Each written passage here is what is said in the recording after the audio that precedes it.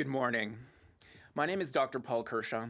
I'm a policy professor in the UBC School of Population Health and founder of Generation Squeeze. Today is the first ever global day for intergenerational fairness. This worldwide day of action is being proclaimed by Generation Squeeze here in Canada, alongside our partners in the US, the UK, Germany, the Netherlands, Australia, Japan, and Nigeria. In commemoration, we have come to Ottawa today to ask the Government of Canada to launch a rapid response task force on generational fairness, one that will act decisively in response to the evidence that Canada is no longer working fairly for all generations. The evidence is clear. Young people's finances are being hammered by housing costs that are leaving their earnings behind, all while they inherit larger levels of government debt and frightening levels of environmental damage. The result is that hard work doesn't pay off for today's young people as it did for past generations.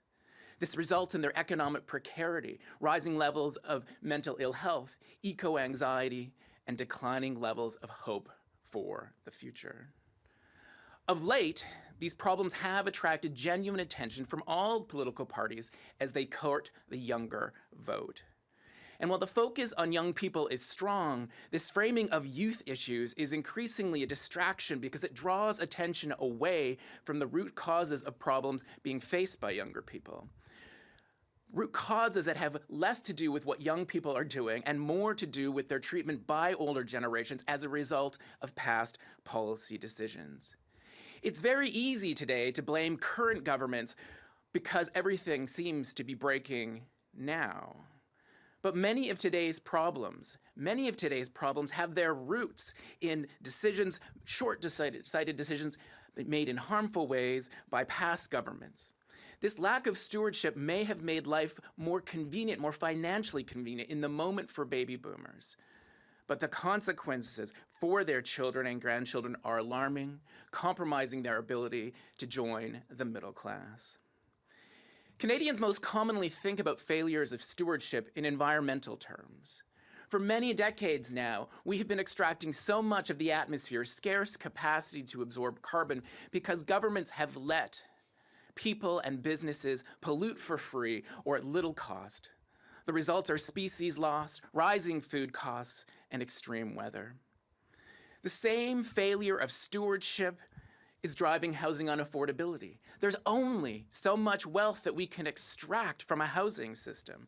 And previous policy decisions have let homeowners like me, and especially those older than me, extract so much housing wealth that we have transcended from the middle class to be among the more privileged.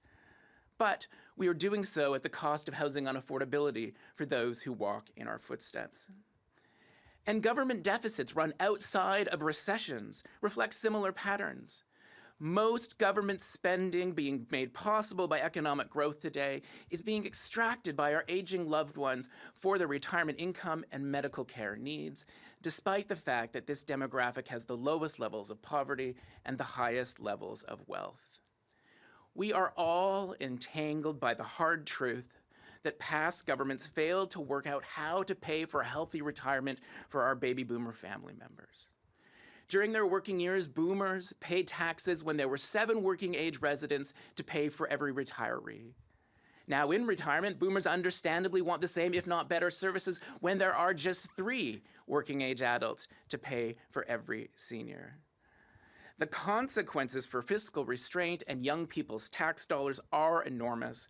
There is little revenue left over to pay for the baby boomers' children and grandchildren and to invest in their needs and priorities, and we saddle their offspring with larger debts from unpaid bills.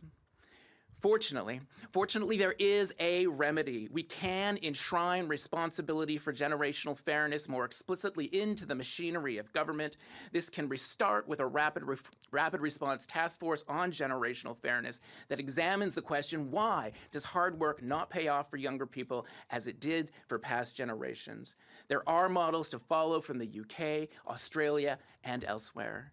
And happily, there is momentum from which to build here at home. The Trudeau government has already identified that our housing system is, quote, an intergenerational injustice. $10 a day childcare has been a game changer. So too has been putting a price on pollution, despite the recent damage done by exempting home heating oil. Building on this foundation, a generational fairness task force will preserve Canada's standing as one of the greatest countries on earth in which to grow old, as ranked by Global Age Watch. And it will help us overcome our status as an international laggard for investing in children, youth, and their parents, as monitored by UNICEF. Please find out more about our proposed Rapid Response Task Force on Generational Fairness at gensqueeze.ca, because Canada needs more than ever to work for all generations. Thank you. We don't have questions. Anything you would like to add? That's fine for today. Thank you. Please conclude this press conference. Thank you so much.